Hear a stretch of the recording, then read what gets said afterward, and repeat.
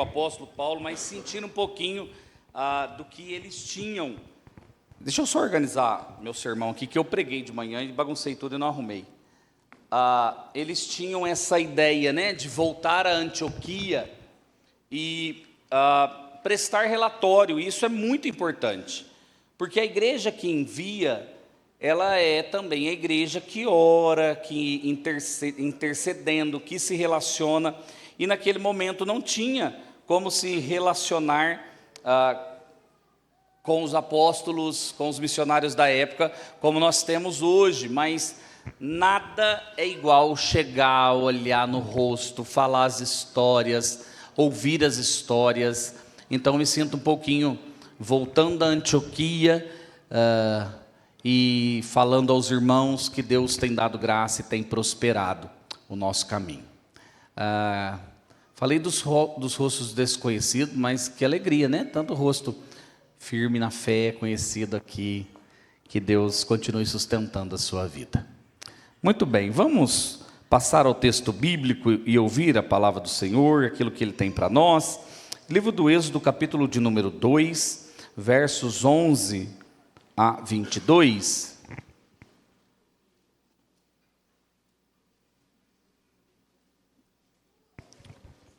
Livro do Êxodo, capítulo de número 2, verso 11 a 22.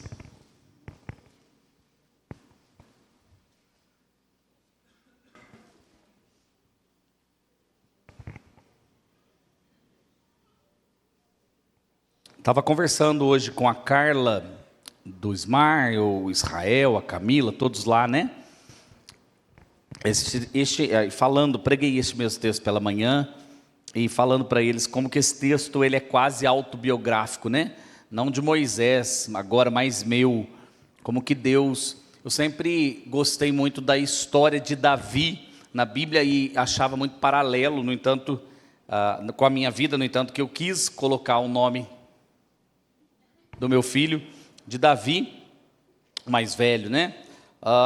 Mas agora eu me vejo um tanto quanto parecido com Moisés. Muito bem, o texto sagrado diz assim, irmãos: naqueles dias, sendo Moisés já homem, saiu a seus irmãos e viu os seus labores penosos, e viu que certo egípcio espancava um hebreu, um do seu povo. Olhou de um lado e de outro, e vendo que não havia ali ninguém, matou o egípcio e o escondeu na areia. Saiu no dia seguinte, e eis que 2 hebreus estavam brigando, e disse ao culpado: por que espancas o teu próximo? O qual respondeu: quem te pôs por príncipe e juiz sobre nós? Pensas matar-me como mataste o egípcio? Temeu, pois, Moisés e disse: com certeza o descobriram. Informado desse caso, procurou o Faraó matar a Moisés. Porém Moisés fugiu da presença de Faraó e se deteve na terra de Midian e assentou-se junto a um poço. O sacerdote de Midian tinha 7 filhas, as quais vieram a tirar água e encheram os bebedouros para dar de beber ao rebanho de seu pai. Então vieram os pastores e as enxotaram dali.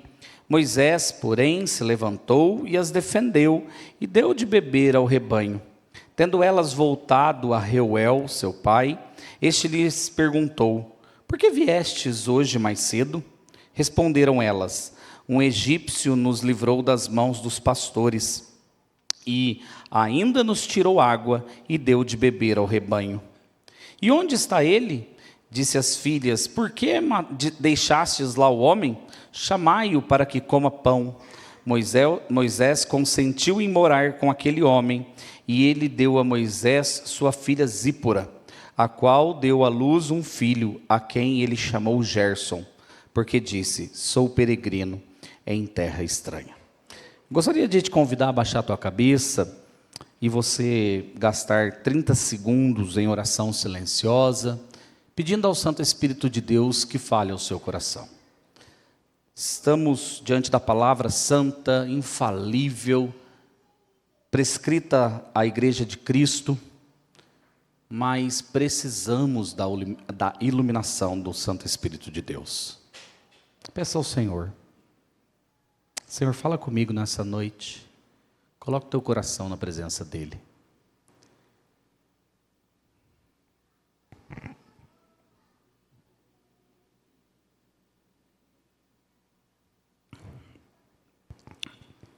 Jesus, nós estamos diante da Tua palavra, queremos ouvir a Tua voz, queremos entender como o Senhor trabalha em nós nos desertos da nossa vida.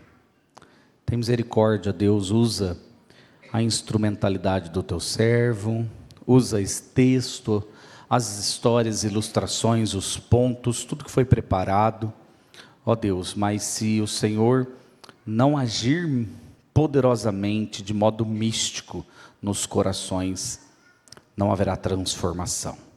Dependemos da Tua ação, por isso pedimos, no mérito e no nome de Cristo, nosso Senhor e Rei. Amém. Irmãos, nesse tempo da Nova Zelândia, quase 3 anos, mês que vem nós completaríamos 3 anos lá, viemos para essa série de visitas e compromissos. Nesses 3 anos na Nova Zelândia, e principalmente eu, mas eu acho que um pouco da família, Tatiana com certeza, os filhos também em cada momento, experimentamos um deserto particular de Deus para nós, cada qual na sua dimensão, no seu momento, na sua história, e desertos, ou deserto é um tema bíblico que vai acompanhando a Bíblia em muitas fases. Você vê povo na peregrinação no deserto, daqui a pouco eles vão acontecer isso. Abraão já fez a sua peregrinação no deserto, passando até achar Canaã. Você vai vendo histórias dos patriarcas no deserto, você vai encontrar Davi fugindo de Saul no deserto, você vai encontrar o povo em vários momentos nos desertos, e você vai, obviamente, ter o maior exemplo de tempo no deserto, que é Cristo, enfrentando Satanás, a tentação, e vencendo no deserto aquilo que Adão no paraíso deveria vencer por nós.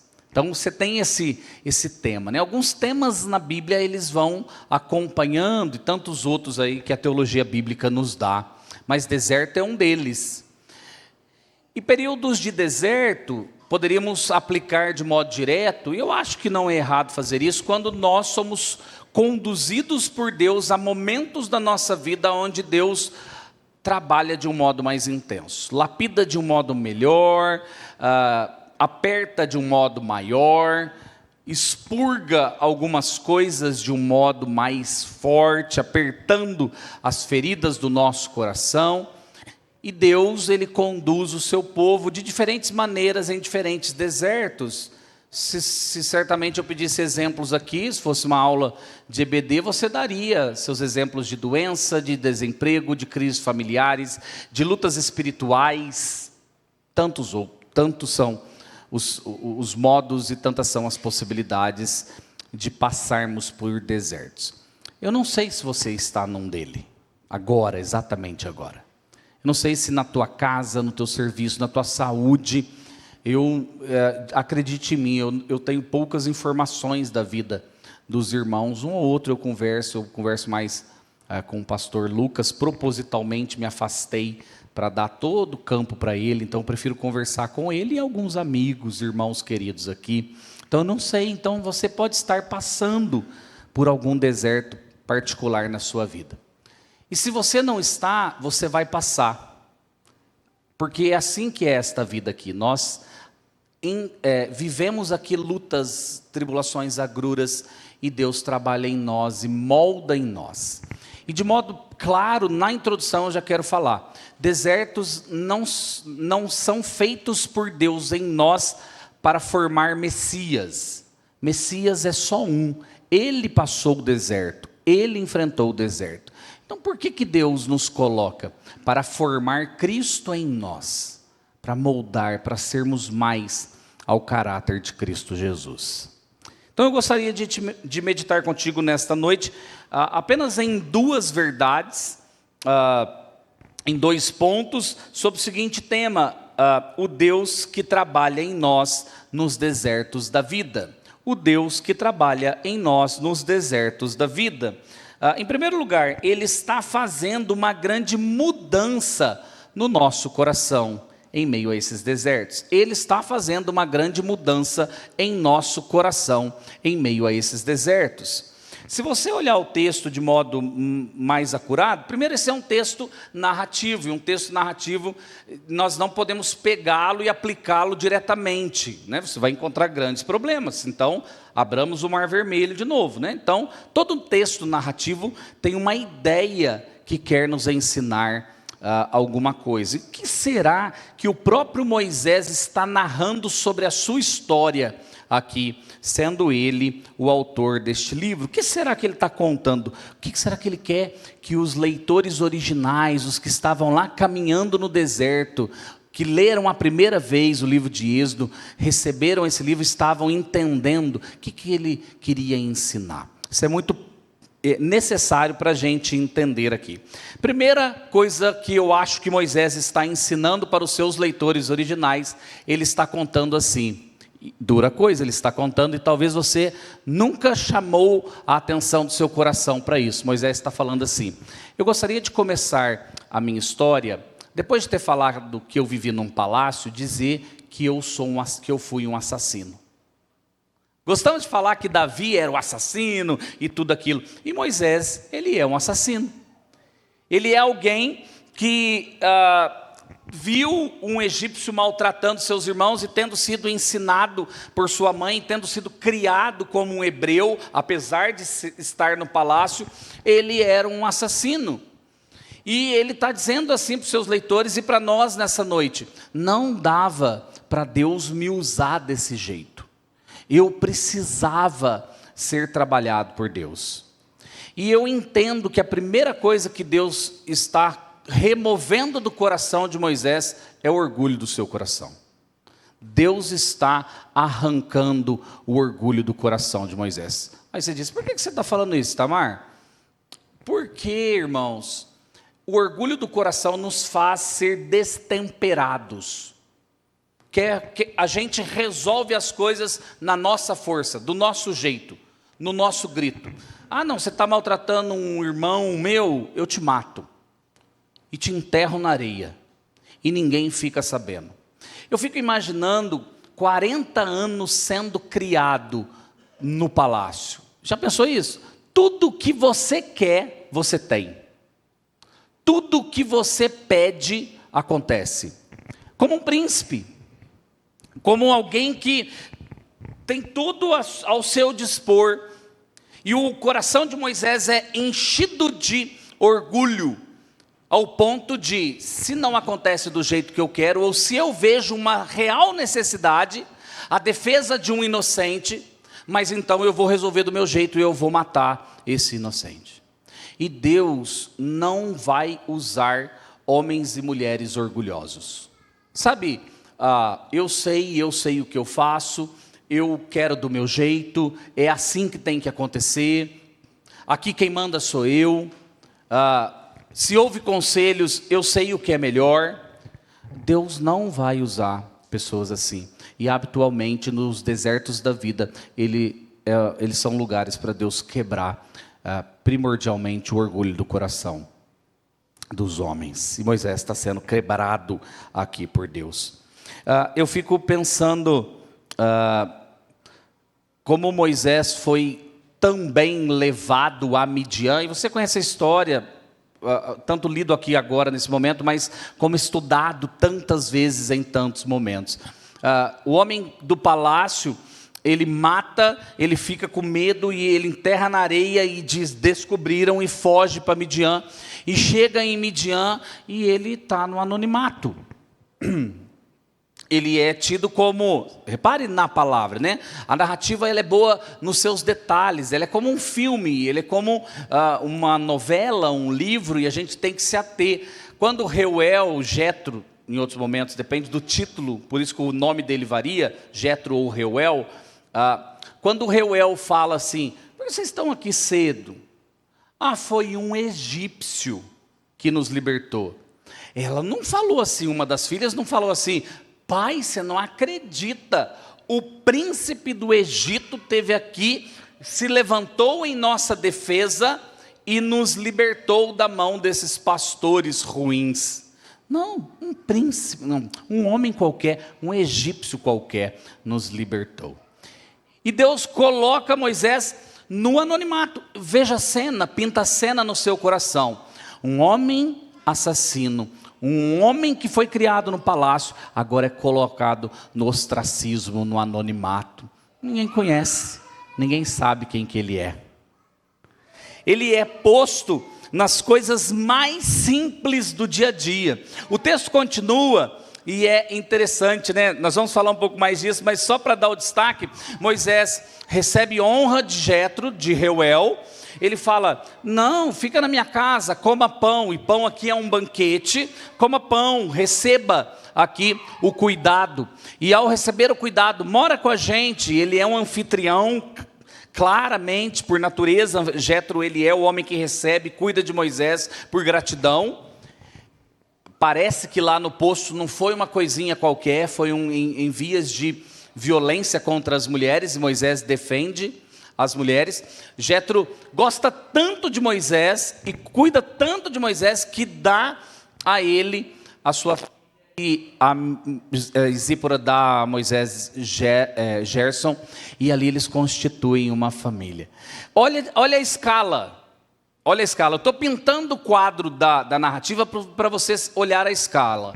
Eu tenho um homem, príncipe do Egito, que se torna um assassino, que está fugido na terra de Midian, e que depois de um episódio de livramento, ele entra e é posto numa casa, cuidado numa casa, recebe proteção de um homem, ganha sua filha, ganha uma família, e agora do príncipe no palácio, que pode todas as coisas, se tornará um pastor de ovelhas, um pastor de cabras, no deserto de Midian. Trabalhará dia após dia, casado com família. A discrepância. Deus tira do holofote e coloca na simplicidade. Para quê? Para trabalhar no coração desse homem.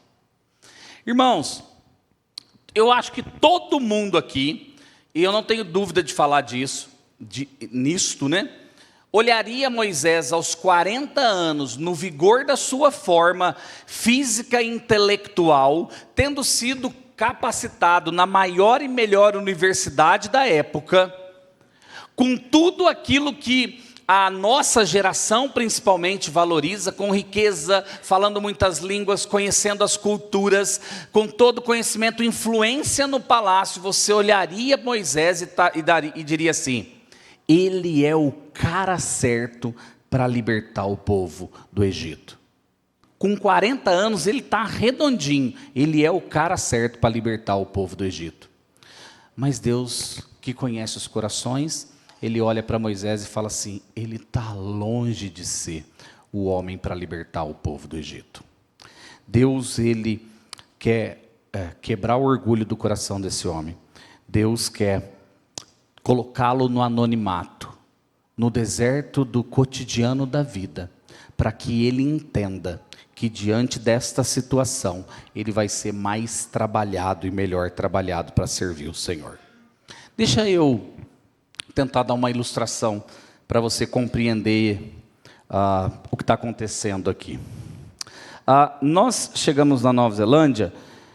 Eu sou de Itajubá, você sabe disso, ou muitos sabem, né? Sul de Minas. Se você nunca foi na minha cidade de origem, ela é a melhor cidade do Brasil e do mundo, está comparada a umas outras tantas. Não vai em Itajubá, quem foi, é muito bom, é muito bom. Itajubá é benção demais, quarta-feira estamos lá, para exames, se Deus permitir.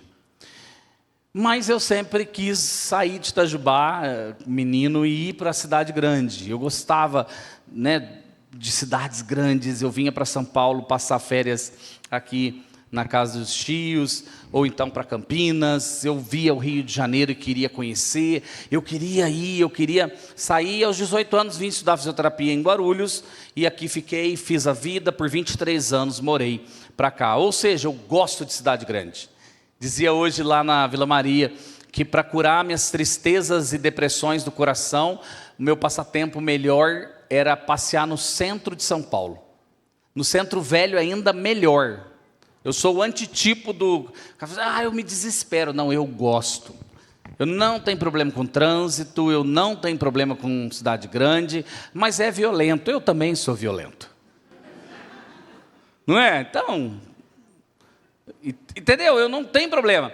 E nós fomos, e o Wellington já não é muito grande. A grande Wellington tem mais ou menos 500 mil pessoas. A cidade de Wellington, a capital, tem 200 mil pessoas. Bonito, né? Mas não é grande. E aos arredores de Wellington, né, os subúrbios ali, outras pequenas cidades, você tem uma maior, você tem algumas outras possíveis, mas Deus, e um sistema complicado de alugar casas que tem a Nova Zelândia, nem entra o caso agora aqui, Deus nos abriu a porta em Upper Hutt, uma cidade mais afastada ainda, com 44 mil pessoas. Aí eu brinco e é verdade, eu brinco, mas é verdade.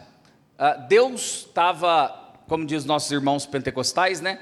Tatiana estava na fiação com Deus mais do que eu, porque tudo que a Tatiana pedia, Deus concedia, e tudo que eu pedia, Deus não concedia. Deus, eu não quero morar nessa cidade, mas vai morar.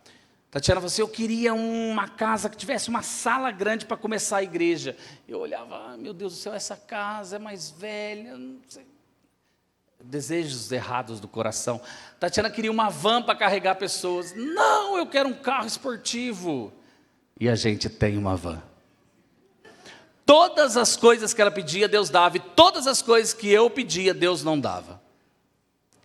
Deus foi nos colocando num lugar onde eu não conhecia ninguém, onde tanto faz como tanto fez. Sabe assim, que não tem um grupo para dirigir, que nós fomos para uma igreja que no sistema neozelandês deles serem numa igreja pequena, um terço talvez dessa, um quarto dessa. É o jeito neozelandês de ser no canto deles, apáticos, cordiais, afáveis, assim na conversa inicial, mas um pouco receptivos do modo brasileiro de ser. Então, tudo o que eu via ao meu redor, eu falava, não quero Deus. E Deus, tranquilamente, me deixando no meu próprio ostracismo. E foi uma bênção. E foi uma bênção. O inglês, uma outra novela, né? Porque eu falo, não, inglês, tranquilo, em um ano e meio, eu estou falando, eu estou fazendo, e vai, né? Eu falei, eu não sei se eu contei aqui na quinta-feira, mas eu contei, eu acho essa história muito gostosa de rir de mim. Eu acho, não, muito legal, eu estava... Oi? Ah, é verdade, não, a gente lá, eu passei direto em grego, passei direto em hebraico, eu vou... Tranquilo, pegar inglês, YouTube direto. Pai, os meninos dizem, pai, não é assim que pronuncia. Pai, você não entendeu o que ele falou? Já te expliquei 1000 vezes, mais ou menos o filho está falando isso. Já te falei 1000 vezes. Até quando? Eu estava no posto de saúde, vamos dizer assim, e aí eu fui falar com a secretária, e a secretária... Eu já tinha falado com ela algumas vezes lá, e sempre na dificuldade no início, aí passado algum tempo, assim, 2 anos, aí eu falei com ela, puxa vida, ela falou do meu visto, aí eu pedi um remédio, e entendi tudo, aí eu falei com ela, você viu como é que eu estou melhor em inglês, porque ela conhece nós dois? Não, vocês estão de parabéns, você melhorou, e eu saí com o coração, eu sou bom, e aí eu estava na fila do posto da farmácia, né, assim, para comprar o remédio que tinha prescrito lá, e aí eu estava na farmácia, eu sempre atendo com uma mulher, uma atendente, mas naquele dia Deus falou, deixa eu botar ele no lugar dele. E aí saiu uma atendente, veio do meu lado, cordial, e falou, claro, em bom som, alguma coisa tipo... Eu disse para ela, sorry. Eu não entendi, você pode repetir? É que eu estou aprendendo inglês ainda. E ela amorosamente disse... Eu falei assim para ela, contei sem saber se ela estava perguntando. E eu acho que ela estava perguntando isso que eu estava falando, né? Que eu falei, eu passei no médico, eu quero esse remédio, tal. E aí, tá bom, eu vou ver. E... chill, bro. Relaxa, fica tranquilo, vai andando. Os desertos da vida são assim, irmãos. Eles são lugares que a gente gosta de ser. exaltado. E brasileiro gosta mais ainda, brasileiro gosta do destaque. E Deus vai falar assim: eu quero que você fique aí. E às vezes a casa não está rodando bem, a família não está rodando bem, o emprego não está rodando bem, as emoções não estão rodando bem, a igreja não está indo correto. Sabe assim, são tantas as possibilidades, e a gente que está sendo colocado ali, a gente se debate e dizendo assim: não, eu não quero que isso aconteça. E Deus falou assim: mas é que isso precisa acontecer. Eu não sei, porque aí o texto não nos fala, e a gente não pode dizer que Moisés virou para Deus e falou: eu fui criado no palácio, eu preciso ser levado, eu posso libertar o povo. Não interessa, o que nos conta é que ele foi moldado por Deus no anonimato. Pensa ele, irmãos, tão estudado. Falava hoje para o reverendo Darius. Eu tinha acabado de concluir, eu peguei o diploma do Andrew Jumper, né, do mestrado, e o reverendo Dario é professor do Jumper, estava lá na Vila Maria. Eu falei assim: eu tenho mestrado. E Deus, e aí? Eu não preciso disso. E não é que não seja importante, você sabe que estudar é importante, mas é que algumas coisas conduzem o nosso coração ao orgulho, e Deus resiste ao soberbo, ao orgulhoso, e Ele derruba eles. Irmãos, Deus está fazendo uma grande obra em nós, em meio a esses momentos da nossa vida. Entenda isso, veja isso na sua vida. Segundo e último lugar, este trabalho exige rotina e perseverança. Este trabalho exigirá, ou exige, rotina e perseverança. Duas coisas eu gostaria de destacar dessa história, para que te venha à cabeça alguns pontos aí para o teu coração. Quanto tempo esse homem vai passar aqui, né? Vamos falar de perseverança. Quanto tempo ele vai passar? O texto não nos diz quanto tempo ele vai viver aqui em Midian. Mas se você saltar o teu olhar lá para Atos 7:30, não precisa abrir não, eu te conto. No seu discurso, Estevão diz que ele passou 40 anos na terra de Midian, e que Deus de lá o chamou. 40 anos. E 40 anos em silêncio, é uma outra coisa que é bom da gente destacar. E Deus fará com Moisés algo espetacular. Uma sarça que não se consome, um lugar santo vai aparecer na sua frente no deserto de Midian, mas 40 anos depois, todos os dias, esse homem dava um beijo na esposa, dava um beijo no filho, não sei se era o costume da época, estou só ilustrando, ia para a rotina do seu trabalho, de pastorear cabras, de pastorear ovelhas, cuidar no deserto. Todos os dias ele fazia a mesma coisa. E como Deus muitas vezes fica em silêncio diante das dificuldades da nossa vida. E aí dois perigos acontecem. Primeiro, a gente começa a tentar ouvir Deus aonde Deus não está falando. E habitualmente o coração da gente gosta de ouvir. A gente vai buscar tentar, eu sinto isso, eu vejo aquilo, eu interpreto desse jeito. E isto é um perigo muito grave, que causa grandes desilusões ao longo da vida cristã de muitas pessoas. Desertos são lugares férteis para o diabo inventar as suas histórias. Lembra? Tentou fazer isso com Jesus, e como Jesus resolveu esse problema no deserto? Voltava para a palavra, explicava para ele a palavra, e foi aí que ele venceu Satanás no deserto. Porque Deus já nos prescreveu e nos falou a sua vontade. E muitas vezes Ele não vai nos dar nada, nenhum sinal, além do senta e espera, continua a sua rotina. Senta, espera e continua. Não, Deus, muda essa situação. Se você não mudar o meu marido, eu largo dele. Se você não mudar a minha esposa, eu largo dela. Eu desisto desse filho, eu desisto desta filha. Eu quero largar o meu emprego, eu quero largar. E nós costumamos ouvir a voz do coração que começa a nos tentar. E Satanás, ele bom nisso, né, de potencializar as tentações do nosso coração e nos ofertar alternativas de escape do deserto. Alternativas, sabe assim, eu estava lá em Boston, na igreja lá, que parceira da gente também, aí o pastor falou assim, porque pastor coach, que prega de sapato e cinto combinando, não ouve eles não. Aí eu subi e falei, pastor, meu cinto e meu sapato estão combinando. Como é que faz? A gente começa a ouvir cantos da sereia. E Deus nos desertos, habitualmente, não fala muito. Isso faz parte da lição. E Moisés ficou 40 anos sem ouvir a voz de Deus. Irmãos,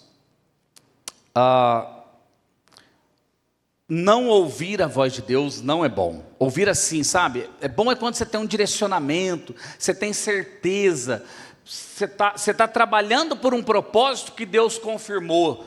Sabe assim, você se namorou por uma menina, a menina por você, ela é crente, você também, as coisas caminharam, estão organizando para o casamento, as coisas estão acontecendo, e a gente vai se casar e está tudo caminhando assim, a gente se casa, olha que beleza! Deus claramente está confirmando o seu caminhar, está abrindo as tuas portas para o casamento.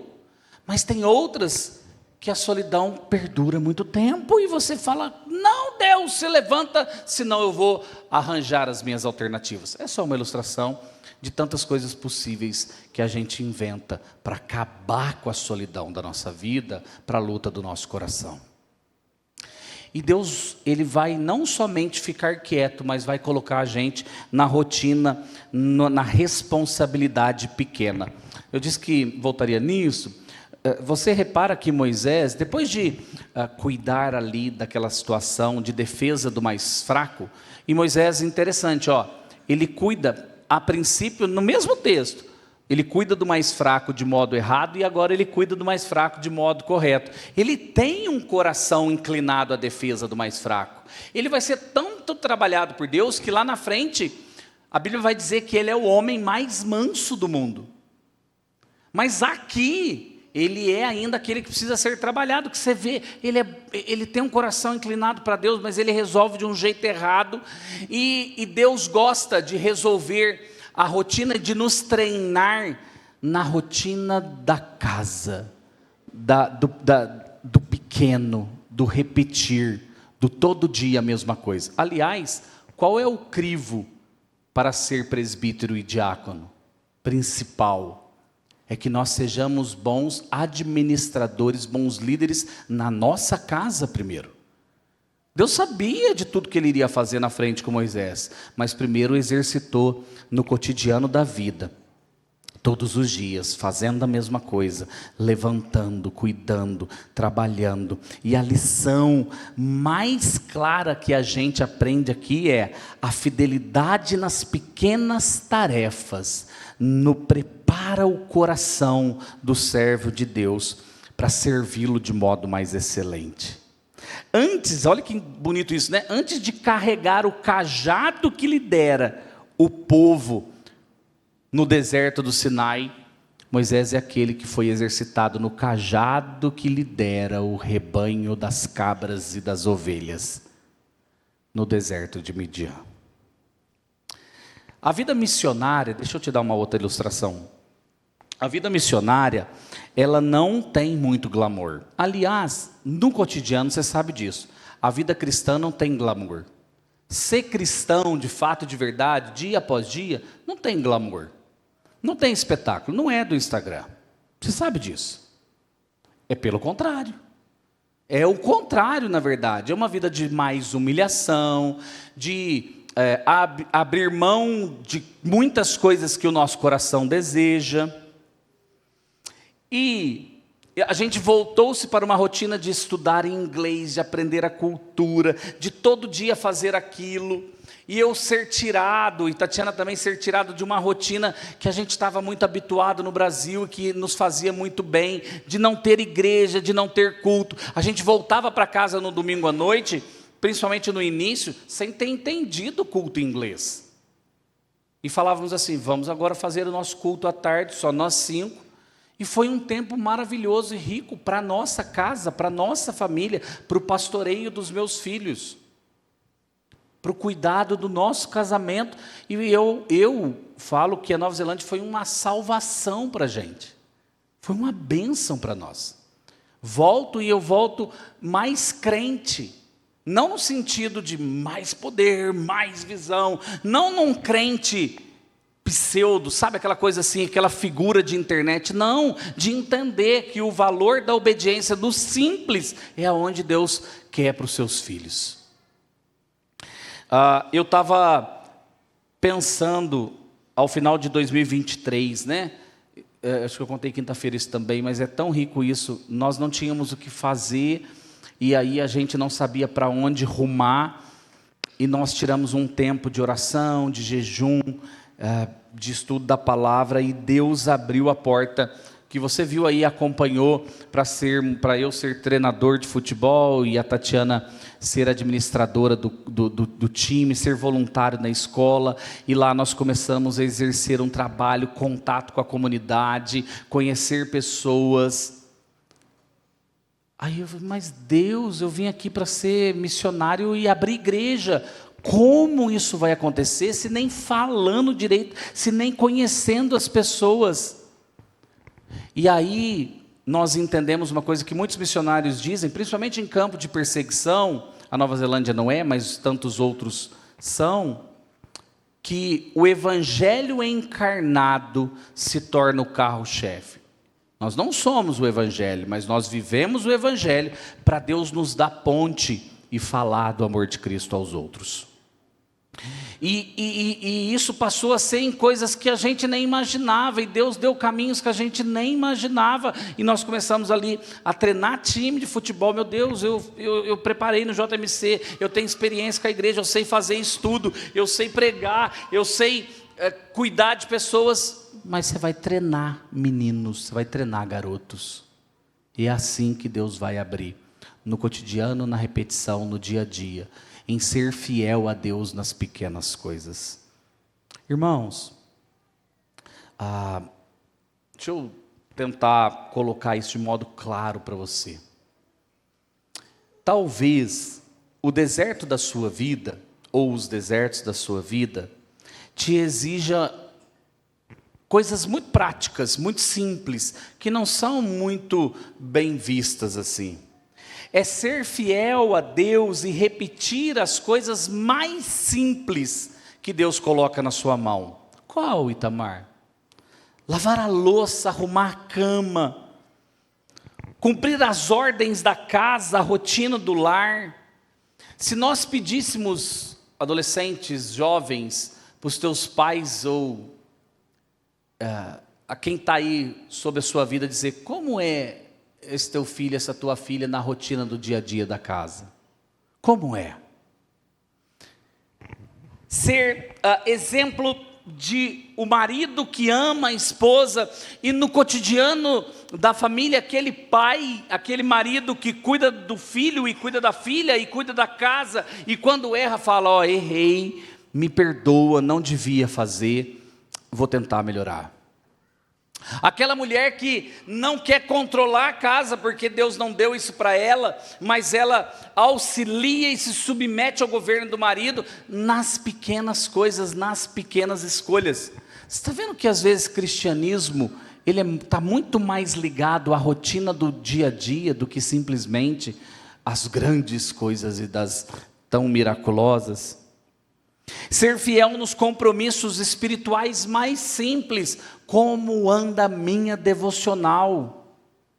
Como anda a minha leitura simples da Bíblia, o meu plano de leitura, os meus momentos com Cristo? Pastor, eu não tenho.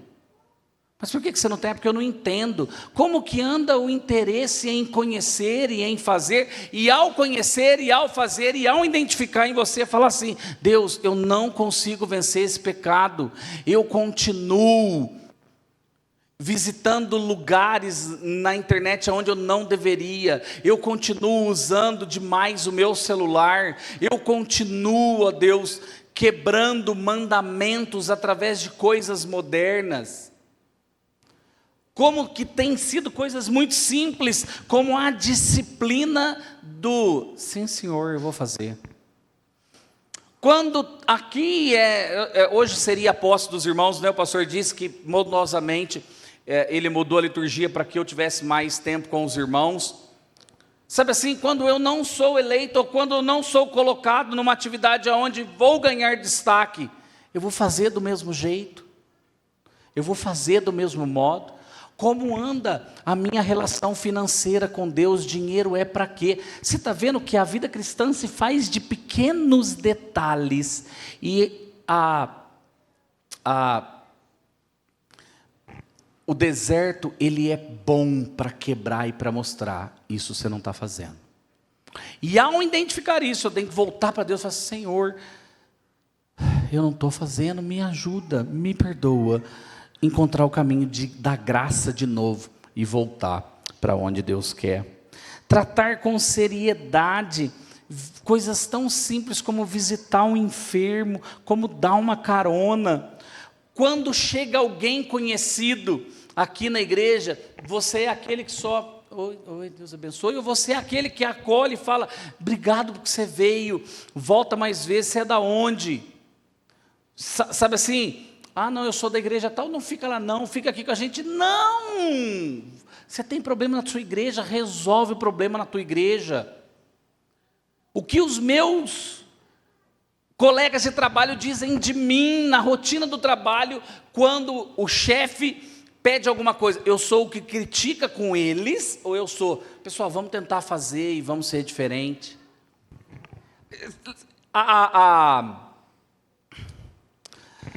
Como é que vocês estão com o negócio de política? Aqui continua 95% de direita? Vocês são idólatras, gente. Deixa eu falar uma coisa, eu conheço a igreja, se você não foi pastor, se você não foi minha ovelha, é idolatria do coração, é idolatria do coração. Acredita em mim, é idolatria. Achar que um homem que seja inocente ou culpado vai libertar o Brasil é idolatria, não vai, seja o Lula, seja o Bolsonaro, ou seja quem quer que seja, não vai. Então eu não posso ter posição política? É lógico que pode, só aqui que eu vou falar isso. Não sei também. Mas, cara, está muito ruim. Se alguém fala, eu sou de esquerda, é um demônio, sabe? Pensa. Não pode, gente. Você acha que não vai ter esquerdista? Deixa eu falar para você, vai ter um monte de esquerdista no céu. Vai, porque eles são crentes, cegos numa área da vida, cegos em uma esfera da existência para algumas coisas, tal como outro lado também é. Não vamos reduzir a nossa vida a uma esfera de existência. Isso é idolatria do coração. E depois de tanto tempo fora assim, eu fui tão... sabe, Deus graciosamente tirou tanta coisa do meu coração, no sentido de, eu não resolvo, né? Hoje se eu visse umas brigas assim na igreja, na liderança, eu olhava e falava assim, não falar nada não, deixa o pau comer. Não porque eu não deva falar nada, eu iria esperar e tentaria colocar a palavra de Deus, né? Porque no final das contas, a gente não resolve na nossa força e na nossa violência. Eu não estou dizendo volto a dizer, não estou dizendo para não ter posição política, para não estudar. É que os desertos da vida talvez nos dão a realidade da existência breve da vida. Voltar depois de 3 anos e olhar alguns irmãos, e olhar algumas pessoas e falar, puxa vida, passou. Sabe assim, com tristeza a gente vai ouvindo algumas notícias de um fulano que separou, que abandonou a fé. Eu falo, meu Deus do céu, que enrosco para a vida que essa pessoa arrumou para ela. Que enrosco, que tristeza. É choro, vamos chorar, é hora de chorar. Irmãos, o deserto da vida é o lugar onde Deus está arrancando, moldando. E se você passou e já chegou no final do deserto da vida, em algum período da sua existência, e você já se conscientizou que algumas coisas são diferentes e que você deve mudar, fala assim: eu vou acertar a minha vida, eu vou pedir perdão para quem eu tenho que pedir. Para de brigar, meu Deus do céu, para de brigar, não vale a pena, vai passar, esse mundo vai passar. O pastor coloca muito bem na liturgia.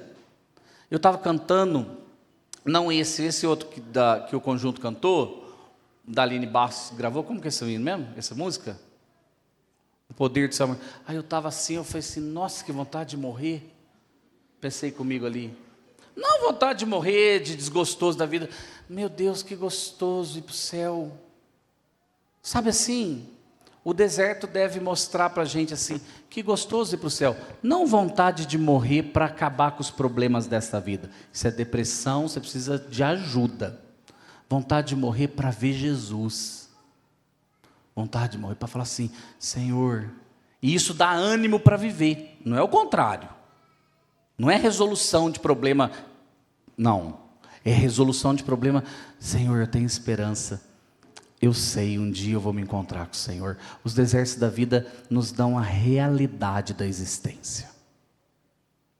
Não é à toa que Jesus se retirava para os desertos para orar, para buscar em solidão o Pai. Irmãos, pensa num homem que nos dá claramente a dimensão de como viver os desertos da nossa vida. Você lembra de Cristo? Você já parou e pensou que por 30 anos Jesus ficou anônimo? Foi um simples carpinteiro que pegava e todo dia repetia o ofício do seu pai e fazia aquilo que a carpintaria dizia que ele tinha que fazer, e repetidamente voltava à rotina da sua casa e da sua família. Por quê? Você já parou e pensou, por que Jesus ficou 30 anos no anonimato, na repetição? Por que será? Acho que é porque Deus quis. Essa resolução, essa pergunta, né, que resume todas as respostas. Eu acho que é porque Deus quis. Jesus, ele sim cresceu nas sinagogas lendo a palavra e aprendendo a palavra. Mas repare, quando você vai olhar as parábolas, os exemplos, Jesus usa o que ele escutou no cotidiano da vida. É da ovelha que se perdeu, é da dracma que se perdeu, é da figueira, é da história da viúva, é da mulher, sabe, é sempre uma história do cotidiano. Ele sabia ler as pessoas, por isso chegava mais fácil aos corações. Às vezes Deus está fazendo justamente isso na sua vida, te tornando mais crente, para que você chegue às pessoas e ame as pessoas, porque é desse modo que a gente manifesta Cristo ao mundo. Amando. Mas aí eu tenho que aceitar o pecado. Não, você vai iluminar este pecador e dizer para ele: olha, tem pão da onde eu venho, você pode se fartar também. Os desertos da vida são lugares para a gente ser trabalhado como Cristo. O silêncio antes da cruz, ou o silêncio antes do período ministerial de Cristo, foi o lugar onde Deus estava moldando Cristo. Repara, fantástico, né? Para onde Jesus vai nos 3 primeiros anos da sua vida? Para onde ele vai? Fugindo de Herodes? Para o Egito. E do Egito ele é chamado para voltar à sua terra e então ser ensinado, e nesse cotidiano para frente, lá na frente, iniciar o seu ministério. É nesse momento de preparação, longe dos holofotes, Aliás, holofote é uma coisa que Jesus não gostava. Se retirava dos holofotes. Ele estava no ministério público, sendo usado por Deus, sendo o Cordeiro Santo de Deus que tira o pecado do mundo, exatamente na medida necessária, porque foi preparado por 30 anos por Deus. Tal como Moisés é preparado em Midian, Cristo também é preparado há uns 30 anos. Deus não desperdiça. Imagina, Deus usar o meu conhecimento de futebol, que é tão pouco, o meu amor idolátrico pelo São Paulo, que tanto causou mal ao longo da minha vida, e eu tenho que lutar para não continuar nessa idolatria do coração, para servir a Ele na obra missionária. Não é de rir. Não é de rir. Alguém que pecou contra Deus, sendo um idólatra, amando o futebol mais do que deveria, e se você anda comigo, você sabe que eu já amei o São Paulo, e por vezes sou tentado a amar mais do que deveria, tal como você o Corinthians, o Palmeiras, o Santos, o Flamengo, e mulheres as suas maquiagens e emagrecimentos e regimes. Só na gente não, espera lá, cada qual tem seu ídolo. Irmãos, e Deus usar isso para a graça dele, pela graça dele. Deixa eu fazer algumas perguntas investigativas para o seu coração. O que Deus tem trabalhado em mim nos desertos da minha vida hoje? O que Deus tem trabalhado em mim nos desertos da minha vida hoje? O que Ele está trabalhando? O que Ele está retirando? E às vezes, deixa eu te falar uma coisa, é no tempo da espera que você vai ouvir. E você já reparou que, por mais que a gente brigue e fique bravo, Deus às vezes repete a mesma lição com a gente? Parece depois, né, o caminhar dos 40 anos no deserto, Ele não retira, Ele continua fazendo o povo andar em círculos.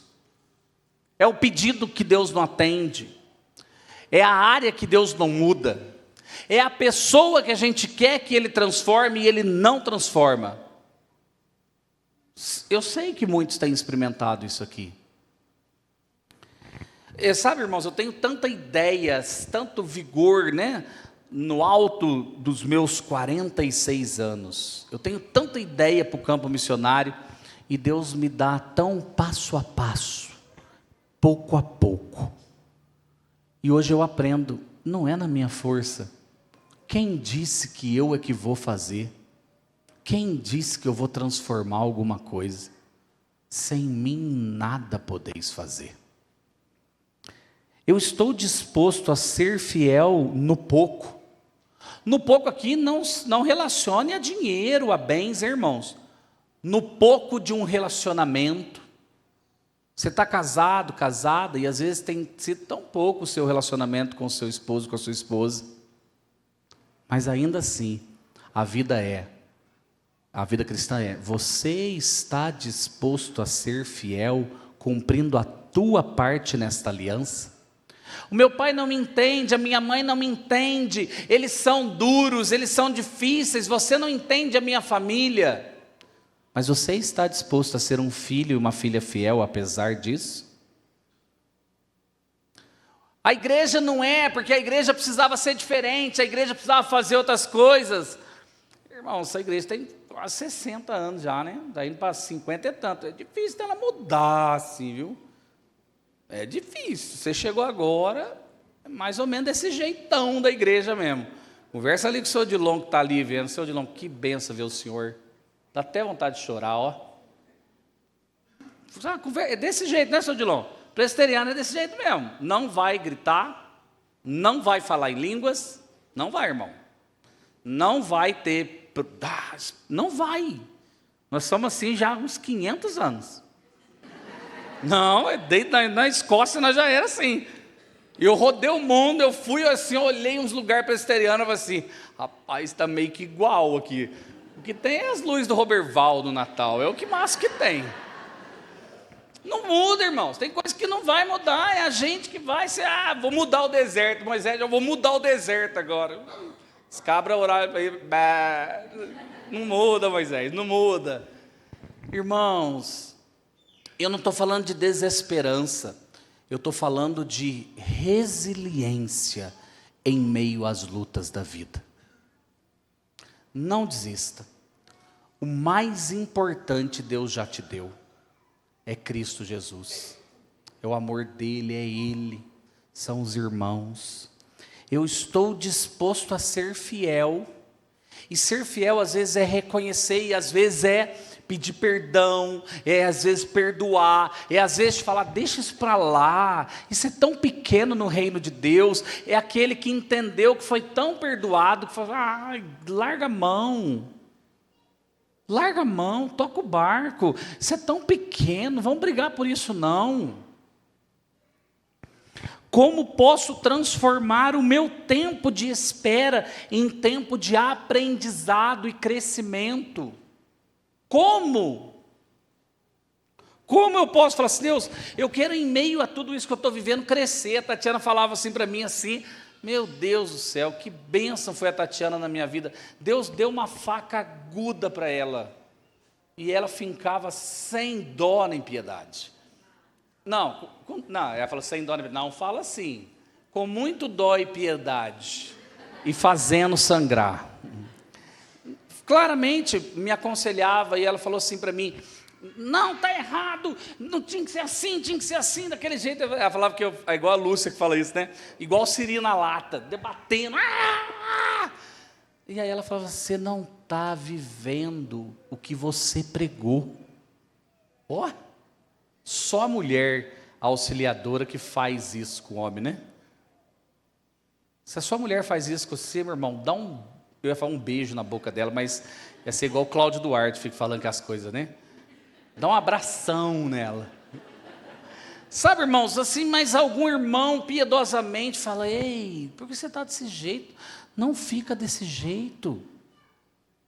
Não viva desse jeito achando que o deserto é o seu lugar último. Quer ver, Deus não te chamou para ser cauda, mas cabeça. Verdade, mas a cabeça é Cristo. É ser como Cristo. Se perseguiram a mim, perseguirão a vós outros. Olha que evangelho verdadeiro e bíblico. Gente, eu estou disposto a isso. E habitualmente eu não estou disposto, então Deus me ajuda, me abençoa. Eu tenho sido sábio e aprendido com os desertos que Deus me encaminha, ou estou sempre sendo posto na mesma lição?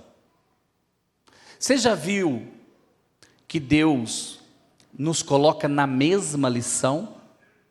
Na mesma, repete. Será porque Deus está enganado? Ou será que é a gente que comete os mesmos erros? Boa coisa é ser aprovado, e Deus falou assim, passou de nível. Vamos subir? O nível é outro agora. Às vezes é tempo de encerrar os desertos. De chegar e falar para Deus assim, porque tem muitas coisas que nós postergamos, que nós ali vivemos, e Deus está assim, decida, saia disso. Um deserto de uma prisão pecaminosa, o deserto de um luto, o deserto de uma doença que é a gente que não quer o tratamento, o deserto de uma mágoa. Tantas coisas são possíveis na nossa vida, de nós postergarmos ali dentro. Ser sábio é dizer, Senhor, eu cansei, eu quero libertação. Deus nos chamou a testemunhar nos desertos. Olha que coisa mais maravilhosa. Quando a gente vive isso, a gente brilha a luz de Cristo ao nosso redor. É esse Deus que a gente está levando. Moisés vai encontrar com esse Deus, ele vai falar, e Moisés vai falar assim, mas no nome de quem que eu vou falar com o faraó? E aí a gente, pela primeira vez, conhece o nome do Senhor, Iavé. O eu sou está mandando. Até então ninguém conhecia o nome do Deus Criador. Ao final do deserto, depois de 40 anos, o assassino se encontrou com Deus e ouviu o nome dele. Sabe quantas histórias de deserto na Bíblia é assim, né? Antes eu te conhecia de ouvir falar, mas agora os meus olhos te veem. O mesmo Deus, irmãos, que conduziu Moisés do palácio ao deserto, é aquele que nos conduz hoje. Os desertos de Midian não foram o momento final da vida de Moisés, tal como os desertos da nossa vida não são, porque eles estão formando Cristo em nós, e quando a boa obra for completada, aí a nossa Canaã celestial chega, e o nosso deserto terá fim. O texto não é triunfalista, estamos preparando vocês para uma grande obra, que vai libertar muitos homens. Não, o texto é um texto bíblico cristocêntrico, apontando a uma necessidade em todo homem, de entender que as lutas da vida, que os desertos da vida, está sendo um campo fértil para formar Cristo em nós. Esta é a grande obra de Deus. Se o Filho de Deus esperou, aguardou, usou os 30 anos de anonimato dele para servir melhor a Deus no seu ministério, sejamos sábios. Vamos usar o que nós temos passado para glorificar o nosso Deus aonde Ele nos tem colocado. Meu irmão, quero te convidar a baixar a tua cabeça.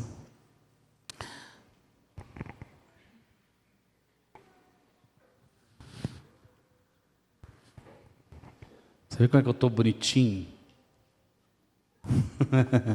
Fui pedir ao pastor da igreja se eu posso te chamar aqui na frente.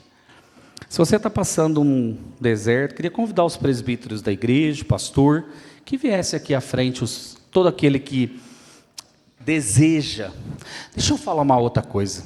Se você deseja uma oração, se você fala assim, eu quero colocar essa situação pontual da minha vida, vem aqui na frente, queria orar pela sua vida, queria pedir para Deus transformar o seu coração. Vem aqui, se você tem esse desejo. Pastor, vem aqui, meu irmão. Vem aqui na frente. Gostaria de orar por você. Se você não conhece Cristo Jesus, entrega a sua vida para Ele. Este é um momento de entrega. Este é um momento de falar assim, Jesus, eu ouço o Senhor, eu quero converter, muda a minha vida.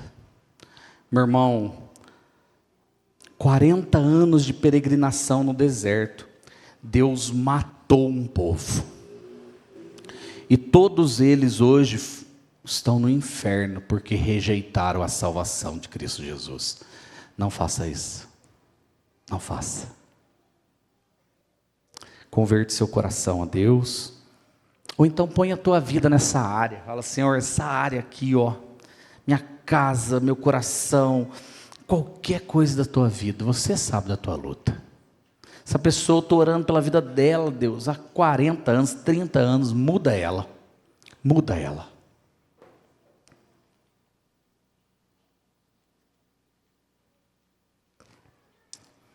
O conselho está aqui à frente, como liderança na sua vida. Busca o conselho da igreja, busca o seu pastor, busca os seus presbíteros, diz assim, eu tenho uma área aqui, me ajuda, me ajuda. Essa é uma bênção, poder servir a Deus e receber o cuidado da igreja. Vamos estender a mão sobre a igreja? Deus, nós louvamos o Teu nome por essa palavra tão maravilhosa.